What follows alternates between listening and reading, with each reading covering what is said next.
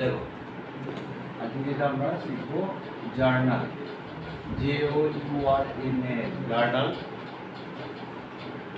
যাকে বাংলায় বলছি জাবেদা।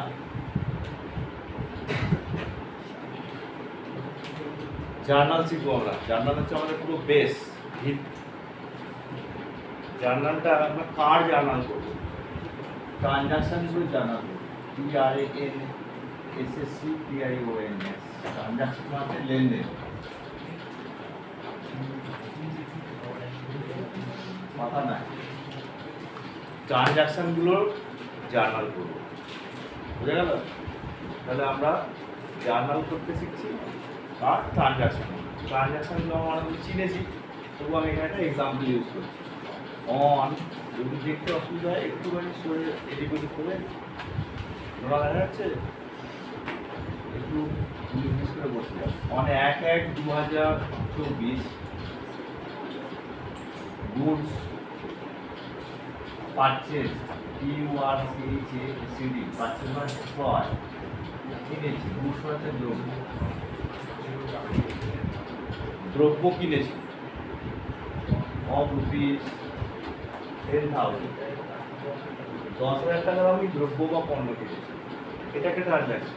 নেক্সট হচ্ছে অন, যে কোনো ডেটে আমি আবার কিছু বিক্রি করেছি, goods sold, rent paid, stationery paid, ঠিক আছে, cash paid to Ram, cash receive from X, এইগুলো হচ্ছে ট্রানজাকশন। এই ট্রানজাকশন তোমাকে দেবে, তোমার করতে হবে জার্নাল।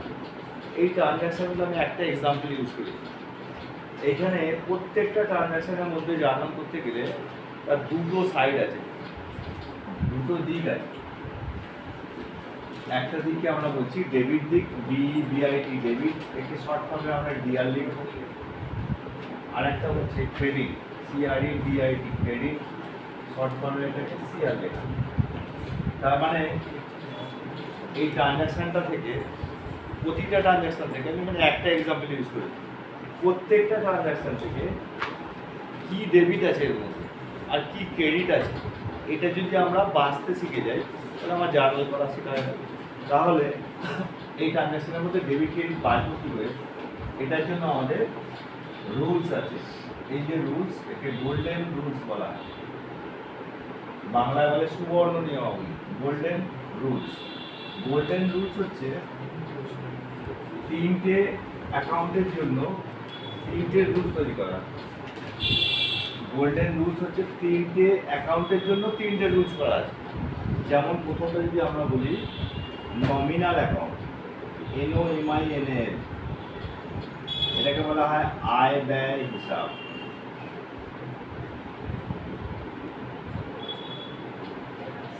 আয় ব্যয় হিসেবে কি বলা আছে? আয় ব্যয় হিসেবে দুটো, একটা হচ্ছে এক্সপেন্সেস,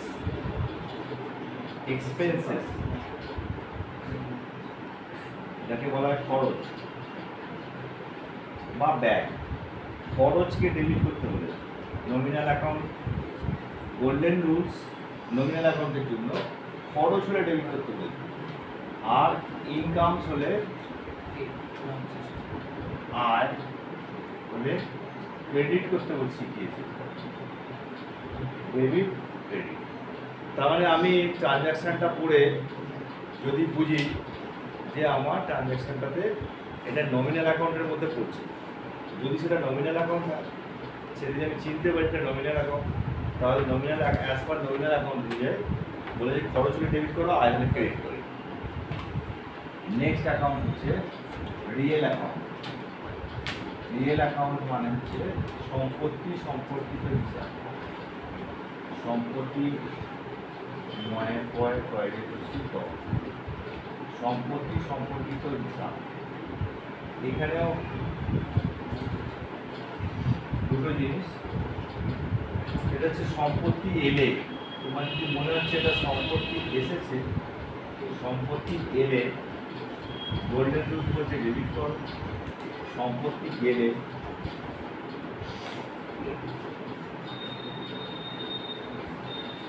ক্রেডিট করতে বলে। এটা গেল গোল্ডেন রুলস। কার জন্য? রিয়েল অ্যাকাউন্টের জন্য। গোল্ডেন রুলস কার জন্য? নমিনাল অ্যাকাউন্টের জন্য। আর একটা অ্যাকাউন্ট আছে, সেটা হচ্ছে পার্সোনাল অ্যাকাউন্ট। এটা হচ্ছে পার্সোনাল অ্যাকাউন্ট।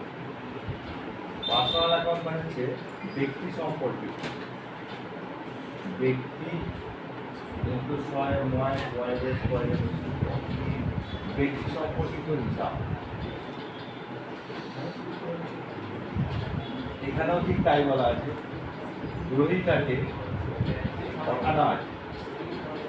গ্রহীতাকে ডেবিট করতে বলা আছে, দাতাকে ক্রেডিট করতে বলা আছে। বই করলে ভিডিও বাজে আসবে, শুনলে কিছু বুঝতে পারবে না। রানা করছো না, কিছু বলা দরকার নেই, শোনো। তাহলে আমরা আরেকবার রিপিট করে দিচ্ছি, এই ট্রানজাকশনগুলোকে আমরা ডেবিট এবং ক্রেডিটের বেছে নেব। ডেবিট ক্রেডিট বাড়ার জন্য গোল্ডেন রুলস আছে আর মডার্ন রুলস আছে। মডার্ন রুলসেও আছে, আমরা মডার্ন রুলস শিখেছি, কিন্তু আমরা গোল্ডেন রুলসে আমরা জার্নালটাকে ফলো আপ করছি। গোল্ডেন রুলসে বলা আছে 3টে অ্যাকাউন্টের জন্য 3টে রুলস। একটা প্রথম অ্যাকাউন্ট নমিনাল অ্যাকাউন্ট, এই যে প্রথম তার কোনো ব্যাপার না, আমি পার্সোনাল অ্যাকাউন্টকে প্রথম লিখতে পারি। নমিনাল অ্যাকাউন্ট, রিয়েল অ্যাকাউন্ট আর পার্সোনাল অ্যাকাউন্ট। নমিনাল অ্যাকাউন্ট হচ্ছে সমস্ত খরচ হলে নমিনাল, সমস্ত আয় হলে নমিনাল। খরচ হলে ডেবিট করতে বলা আছে, আয় হলে ক্রেডিট করতে বলা আছে। রিয়েল অ্যাকাউন্টে সম্পত্তি এলে ডেবিট, সম্পত্তি গেলে ক্রেডিট করতে বলা আছে। আর পার্সোনাল অ্যাকাউন্টে গোল্ডেনে ডেবিট আর দাতাকে ক্রেডিট করতে বলা আছে। বোঝা গেল? বুঝলি? এটা মুছে দিই, একটা ছবি তুলে নাও, একটা এমনি একটা ছবি তুলে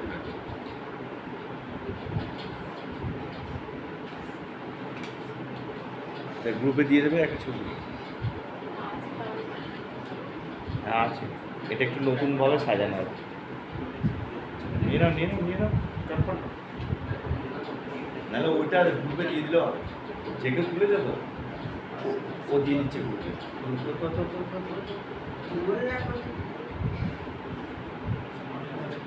হয়েছে? তাহলে আমরা এবার নেক্সট পর্যায়ে যাব, যে আমরা কি করে জার্নালগুলোকে আমরা করবো সেটা দেখিয়ে দিচ্ছি। এই যে আজকেও ধরো এলো না, এটা দ্বিতীয়বার রিপিট হচ্ছে। আমি একই রকম ভাবে বুঝিয়েছি, আবার বুঝিয়ে দিলাম। এবারে অ্যাবসেন্ট হলে ওরকম গ্যাপ থেকেই যাবে, একদিনের গ্যাপ। ঠিক আছে, এই জন্য এটাকে আমি ভিডিও আকারে করে দিচ্ছি, পরে যদি মনে হয় দেখতে পাবো। এরপর চলে যাচ্ছি আমরা জার্নালগুলোকে পড়ার সময় কোন কোন স্টেপ অবলম্বন করবো। স্টেপ মানে ধাপ। কোনগুলোকে জার্নাল করছি আমরা? ট্রানজাকশানগুলোকে। ট্রানজাকশান আমি একটা ইউজ করেছি, আমি এখানে আরও কিছু ট্রানজাকশান লিখছি। ধরো 1/1/2024, ওখানে লিখেছিলাম গুডস পারচেজ ₹10,000 লিখেছিলাম। আরও আমি এখানে ডেট চেঞ্জ করলাম, 2/1/2024-এ গুডস সোল্ড, পণ্য বিক্রি করলাম ₹20,000। নেক্সট হচ্ছে 3/1-এ পেড টু মিস্টার এক্স ₹5,000, এটা 5,000 টাকা এক্সকে দিলাম। 4/1-এ আমি রিসিভ করলাম, RECIVD, receive from mister Y ₹15,000। হলো, এরকম 4টে ট্রানজাকশন দিয়েছি, আরও কিছু ট্রানজাকশন দিয়ে আজকেই বোঝাবো। তাহলে আমরা এটাকে যদি জার্নাল করি, তাহলে আমার জার্নালের স্ট্রাকচারটা এরকম হয়।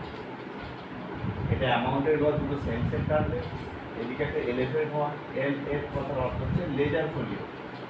LF, LEDGER, ledger, FOLIO, ledger folio মানে হচ্ছে খতিয়ানের পেজ নাম্বার, পৃষ্ঠা নাম্বার। নেক্সট হচ্ছে এটা অ্যামাউন্টের ঘর, এটা অ্যামাউন্টের ঘর। এখানে আমরা ডেবিট লিখলাম, এখানে ক্রেডিট লিখলাম, এখানে আমরা ডেট টানবো, ডেটটাকে শুরু করে টানবে। এখানে লিখবো পার্টিকুলার মানে বিবরণ।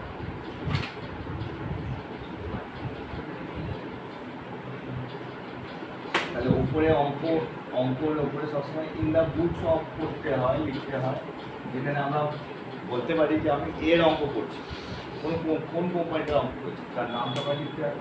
তারপর যেহেতু আমরা এখন জার্নাল শিখছি, তাহলে আমার ঘরটা জার্নালে JURNAL জার্নাল এন্ট্রিজ ENTRI অনেকগুলো এন্ট্রি আছে বলে আমরা এন্ট্রিজ পুরাল ফর্ম ইউজ করলাম।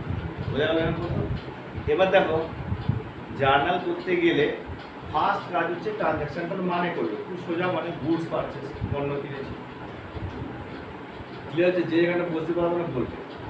তাহলে আমরা ট্রানজ্যাকশনটা জার্নাল করতে যাচ্ছি, প্রথমটা ডেটের ঘরে কোনো অসুবিধা নেই, 2024 লিখে দিলাম। আর হচ্ছে জানুয়ারি 1 যদি লিখে দাও সাল এবং মাস, তো তোমার বারবার আর সাল আর মাস লিখতে হবে, খালি এরপরে 2 তারিখ 3 তারিখ 4 তারিখে লিখে দিলেই হয়ে যাবে। তাহলে আমরা ট্রানজ্যাকশনটা ফার্স্ট স্টেপ হচ্ছে মানে করবো। স্টেপ 1 হচ্ছে মানে বুঝতে পারলাম। এবার তোমার ফার্স্ট দেখবে যে ক্যাশ আসছে না যাচ্ছে। তোমার nominal account, personal account, real account এখন ভাবতে হবে না, এইভাবে ভাববে দেখবে সোজা হয়ে গেছে।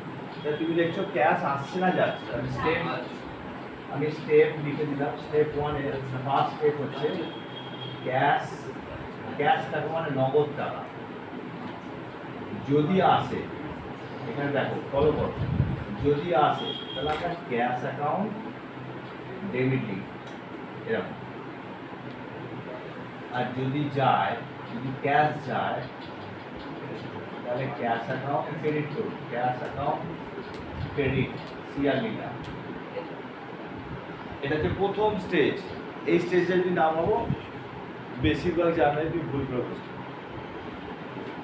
তাহলে আমি প্রথম ট্রানজ্যাকশনটা পড়ে মানে বুঝতে পেরেছি, গুডস পারচেস, পণ্য কিনেছি, টাকা এসেছে, ক্যাশ এসেছে না গেছে? যদি ক্যাশ যায় আমার কি বলা আছে? Cash account credit. ক্রেডিটের জায়গাটা নিচের দিকে আর ডেবিটের জায়গাটা উপরে, তাহলে আমি উপরে ফাঁকা লাইনটা রাখলাম। এবার লিখছি ক্যাশ অ্যাকাউন্ট ক্রেডিট, উপরে জায়গা ফাঁকা রেখেছি। তার মানে আমি বললাম ট্রানজ্যাকশনগুলোর মধ্যে ডেবিট কিছু আছে, ক্রেডিট কিছু আছে। আমি ক্রেডিট পেয়ে গেলাম, এর মধ্যে ক্লিয়ার। এবার আমি ডেবিট খুঁজতে হবে, তাহলে বুঝতেই পারছো ডেবিট এবার আসতে চলেছে। যেই ডেবিট আসবে এখানে আরেকবার করবো গুডস পারচেস। গুডস আমরা অ্যাকাউন্ট করি না, পারচেস অ্যাকাউন্ট। পারচেস মানে কেনা, ক্রয়। তাহলে আমাদের 6টা মোট আইটেম আছে, রিয়েল অ্যাকাউন্ট, নমিনাল অ্যাকাউন্ট আর পার্সোনাল অ্যাকাউন্টে প্রত্যেকটা 2টো করে ভাগ আছে, মানে 6টা আছে। 6টার মধ্যে আমি আগে প্রথম কোন ক্যাটাগরির মধ্যে আসছেও এই পারচেস কথাটা, কেনাটা। পারচেস করেছি গুডস, মানে আমার যে ব্যবসার দ্রব্য কেনা বেচা করি সেইটা কিনেছি।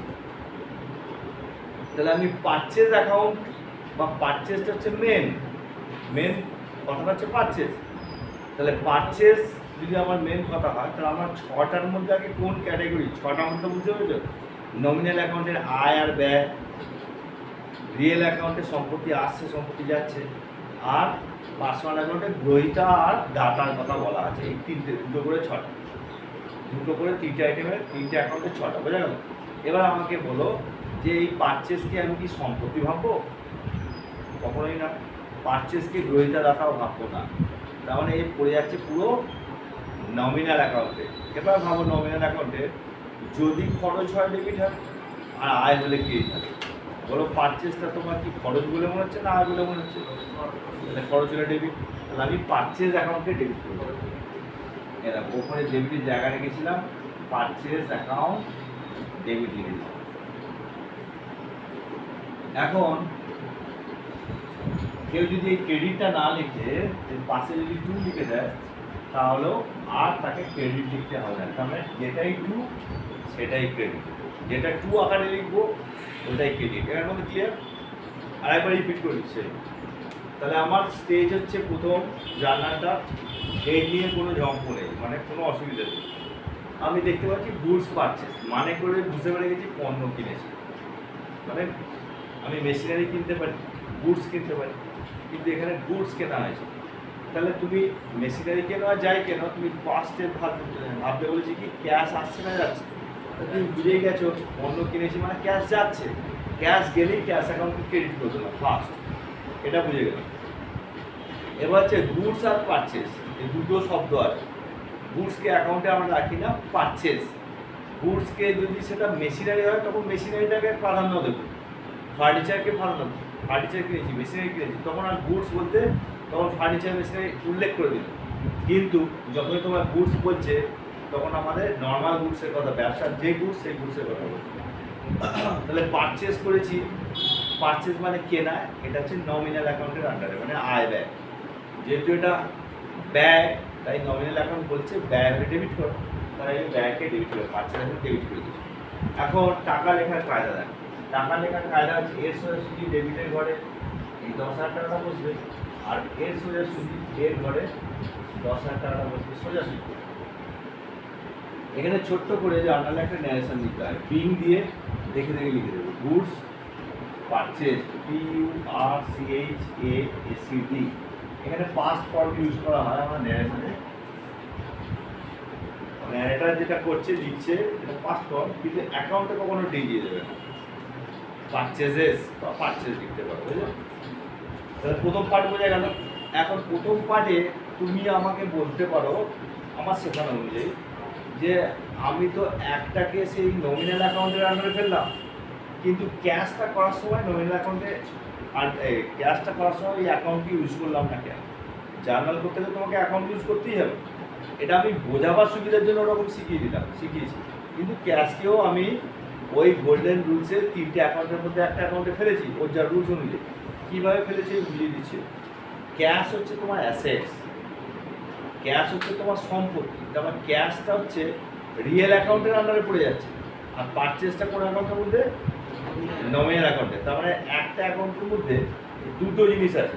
এর মানে এই নয় যে প্রত্যেকটা অ্যাকাউন্টের মধ্যেই দুটো জিনিসই থাকবে, মানে নমিনাল থাকবে আর থাকবে কি জানো বললাম, নমিনাল আর হচ্ছে রিয়েল, আবার নমিনাল পার্সোনাল, এরকম ব্যাপারটা না। আমরা অ্যাকাউন্টিং ইকুয়েশনে করে এসেছি, দেখেছো? যদি আমি মেশিনারি কিনেছি ক্যাশ দিয়ে দিয়েছি, তাহলে আমার কিন্তু দুটোই রিয়েল অ্যাকাউন্ট, মেশিনারিরও রিয়েল অ্যাকাউন্ট, অ্যাকাউন্টিং ইকুয়েশনের কথা মনে করিয়ে দিয়েছি। সেখানে আমি দেখিয়েছিলাম যে মেশিনারি কিনেছো ক্যাশে, মেশিনারি কিনেছো ক্যাশে, এর মানে নাকি মেশিনটা তোমার কাছে এসেছে, ক্যাশ তোমার চলে গেছে। তাহলে আমরা অ্যাকাউন্টিং ইকুয়েশনটাকে যখন করেছিলাম assets is equal to liabilities, তখন কিন্তু মেশিনারি এসেছে তাই প্লাস, আবার তোমার পকেট থেকে ক্যাশ চলে যাচ্ছে, ব্যবসা থেকে ক্যাশ চলে যাচ্ছে, তাই আমরা ক্যাশ থেকে মাইনাস করি। তাহলে একটা অ্যাসেটসের পরিবর্তে একটা অ্যাসেট চলে গেল, ওটা কিন্তু দুটোই কি অ্যাকাউন্ট? Real account. রিয়েল অ্যাকাউন্টে কী বলা আছে? সম্পত্তি এলে ডেবিট করো, সম্পত্তি গেলে ক্রেডিট করো। তাহলে আমার ক্যাশ চলে গেছে, আমি ক্যাশ অ্যাকাউন্ট ক্রেডিট করেছি, তাহলে রিয়েল অ্যাকাউন্ট অনুযায়ী করেছি। আবার সম্পত্তি মানে মেশিনারি এসেছে, মেশিনারি অ্যাকাউন্টকে ডেবিট করেছি, যেখানে কোনো ক্লিয়ার। তার মানে এটা আমি বোঝাতে পারলাম কোনো ট্রানজ্যাকশানের মধ্যে আমার যে সব কটা অ্যাকাউন্টে যে রিলেটেড হবে তার কোনো মানে নেই, একটা অ্যাকাউন্টেরও কম বেশি হয়ে যেতে পারে, তাহলে আমার অ্যাকাউন্টিং ইকুয়েশন সেম থাকবে। এখন আমি যেটা ইউজ করলাম যে ক্যাশ অ্যাকাউন্টকে আমি রিয়েল অ্যাকাউন্ট, ক্যাশ অ্যাকাউন্ট হচ্ছে রিয়েল অ্যাকাউন্ট, আমরা জানি ক্যাশ হচ্ছে সম্পত্তি। তাহলে সম্পত্তি আমি যেখানে নোটটা দিয়েছি ইন্ডিকেট করিয়েছি যে ক্যাশ এলে ডেবিট করো, ক্যাশ গেলে ক্রেডিট করো, এটা কোন অ্যাকাউন্ট ফলো হয়েছে? অবশ্যই রিয়েল অ্যাকাউন্ট ফলো হয়েছে। তার মানে ক্যাশ এসেছে তাই ক্যাশ অ্যাকাউন্ট ডেবিট বলা আছে, ক্যাশ যদি যায় তাই ক্যাশ অ্যাকাউন্টকে ক্রেডিট বলা আছে। আবার আমি এটা কনসাস করে দিচ্ছি, এর মানে আপাতত আমরা যদি প্রাথমিক শিখছি, একদম প্রাথমিক লেভেলে, যেখানে আমি শেখাচ্ছি যে ক্যাশটার কথা আগে ফার্স্ট চিন্তা করি। ক্যাশটার কথা যদি আমি চিন্তা করি, এর মানে এই নয় যে সমস্ত ক্ষেত্রেই তোমার ক্যাশ আসবে এবং যাবে। তুমি আমার বলতেই পারো, স্যার যদি আমি পণ্যটা কিনেছি এবং ধারে কিনেছি, তাহলে আমার ক্যাশ কোথায় গেল? আমার তো ক্যাশ যায়নি, কথাটা ঠিক, কিন্তু আমি সেই জায়গাটা এখনো আসিনি। আমি এখন বেসিক স্টেপটা তোমাকে শিখিয়ে রেখেছি, যেখানে তুমি ক্যাশের কথা চিন্তা করছো। ঠিক আছে, নেক্সট স্টেপে আমরা ওইটাকে আবার শিখবো যে ক্যাশের চিন্তা করে ওটাকে কীভাবে কনভার্ট করে দেবো। সেটা আমি পরে, এখন বললে বুঝতে পারবে না, এখন এইটা বুঝে নাও। এইটা নেক্সট দেখো আছে পরেরটা, সোল্ড গুডস, মানে গুড সোল্ড, পণ্য বিক্রি করেছি। বলো আমি টাকাটা লিখবো, এই ডেটটা লিখবো, খালি শুধু 2 লিখে দিলেই হবে। দ্রব্য বিক্রি করেছি, কি ভাববো? ক্যাশ এলো না গেল, এলো না গেল, তাহলে ক্যাশ এলো, তাহলে ক্যাশ অ্যাকাউন্ট ডেবিট লিখবো, তাহলে আমি এখানে ক্যাশ অ্যাকাউন্ট ডেবিট লিখে দিতে পারি। ক্যাশ অ্যাকাউন্ট ডেবিট হয়ে গেল। টাকাও আমি বসিয়ে দিলাম এখানে, কত হাজার? 20,000 লিখে দিলাম।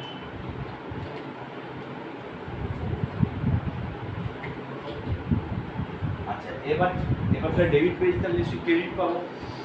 ক্রেডিটের কথা চিন্তা করার জন্য আমাদের সেই দুটো শব্দ, গুডস এবং সোল্ড, গুডস অ্যাকাউন্ট করে হয় না, তাহলে আমাদের সোল্ডটা হচ্ছে পাস্ট ফর্মে আছে। যখন আমরা অ্যাকাউন্ট লিখি অ্যাকাউন্টগুলোর নাম লিখতে প্রেজেন্ট ফর্মে, সেলস আর সোল্ড, তাহলে আমরা যখন ইউজ করবো সোল্ড। এবার বলো সোল্ড বা সেলস এটা কোন অ্যাকাউন্টের মধ্যে পড়ছে? তিনটের মধ্যে কোন অ্যাকাউন্টের মধ্যে? নমিনাল অ্যাকাউন্টের মধ্যে পড়ছে। এটা সম্পত্তির ব্যাপার নয়। নমিনাল অ্যাকাউন্টের মধ্যে আমি ক্যাশটা সম্পত্তি দাও, ক্যাশ এসে তাই ক্যাশ আমার ডেবিট করে দিয়েছি এবং রিয়েল অ্যাকাউন্টের আন্ডারে হয়ে গেছে। ক্যাশের কথা চিন্তা করে তুমি ক্যাশ একটাকে তাই তো বাজি মার্ক করে দিয়েছি, আর একটা হচ্ছে গুড সোল্ড, পণ্য বিক্রি করেছি, টাকা এলো না গেল করে দিয়েছি। এবার সোল্ড মানে সেলস। এবার সেলসটা তোমার আয় না ব্যয়? সেলসটা তোমার আয় না ব্যয়? সেলস হচ্ছে বিক্রি মানে আয়, আর পারচেস করলে ব্যয়। তাহলে আমার আয় হলে নমিনাল অ্যাকাউন্টে কি বলা আছে? ক্রেডিট। আমি সেলস অ্যাকাউন্ট ক্রেডিট লিখে, সেলস অ্যাকাউন্ট ক্রেডিট লিখবো যা, আর টু সেলস অ্যাকাউন্ট লিখে দেওয়া একই ব্যাপার। টাকাটা লিখতে অসুবিধা নেই, এর সরাসরি লিখবে 20,000। ন্যাশনাল লিখবো কি আমরা? বিং গুডস সোল্ড, আমি পণ্য বিক্রি করেছি। এটা গেল 2 নম্বর। নেক্সট আমি ছবি পেয়ে যাবে, তোমার লিখতে হবে না, ছবি পেয়ে যাবে। লাস্টে আবার ছবি তুলে দেবে, পরে আরামসে লিখবে। পরেরটা দেখো 3/1/2024 পেড টু মিস্টার এক্স। এর মানটা বোঝা গেছে? আমি মিস্টার এক্স এর কাছ থেকে টাকা পেয়েছি না দিয়েছি? পেড টু দিয়েছি, পেড মানে দেওয়া, মানে গ্রহণ করা। পেড টু মিস্টার এক্সকে আমি টাকা দিয়েছি, তাহলে আমার কী কথা ভাবতে হবে? ক্যাশ এলো না গেল বলো? গেল, তাহলে ক্যাশ অ্যাকাউন্ট কি লিখবো? ক্রেডিট বা টু ক্যাশ অ্যাকাউন্ট লিখবো। যেটাই ক্রেডিট সেটাই টু, শুধু ওপরে লিখবো না, টু নিচের দিকে লিখবো। এটা হয়ে গেল ক্রেডিটটা। এবার কে থাকছে? পেড টু পেড অ্যাকাউন্ট হয় না, পেড টু মিস্টার এক্স। তাহলে মিস্টার এক্স হচ্ছে একটা ব্যক্তিকে আমি পেয়েছি। ব্যক্তি মানে এটা ব্যক্তি সম্পর্ক, পার্সোনাল অ্যাকাউন্ট। এবার ভাবো ব্যক্তি সম্পর্কিত হিসাবে কি বলা আছে? গ্রহীতাকে ডেবিট করো আর দাতাকে, এখানে গ্রহীতা মানে রিসিভার, রিসিভারকে ডেবিট আর গিভারকে ক্রেডিট। এখন রিসিভারটা কি? তাহলে আমি মিস্টার এক্স কে কি করবো? ডেবিট করবো। মিস্টার এক্স অ্যাকাউন্ট ডেবিট হয়ে গেল। ন্যারেশনে একই, আমি আর লিখছি না, ওই লিখবে being cash paid to mister X. এবার 3 তারিখ। এবার দেখো 4 তারিখে চলে গেল, টাকাও একই ব্যাপার, ইনভয়েস আসছি। নেক্সট হচ্ছে receive for mister Y. Mister ওয়াইয়ের কাছ থেকে টাকা পেয়েছি, তাহলে মিস্টার ওয়াইয়ের কাছ থেকে যদি টাকা পাও, ক্যাশ এলো না গেল, তাহলে আমি কি লিখবো? ক্যাশ অ্যাকাউন্ট ডেবিট লিখবো, তাই তো? Cash account debit. এবার হচ্ছে receive from mister Y. Mister Y একটা নাম, যার কাছ থেকে আমি টাকা পেয়েছি না তাকে টাকা দিয়েছি, তাহলে সে হচ্ছে দাতা না গ্রহীতা? অ্যাজ পার পার্সোনাল অ্যাকাউন্টে দাতাকে কি বলা হয়?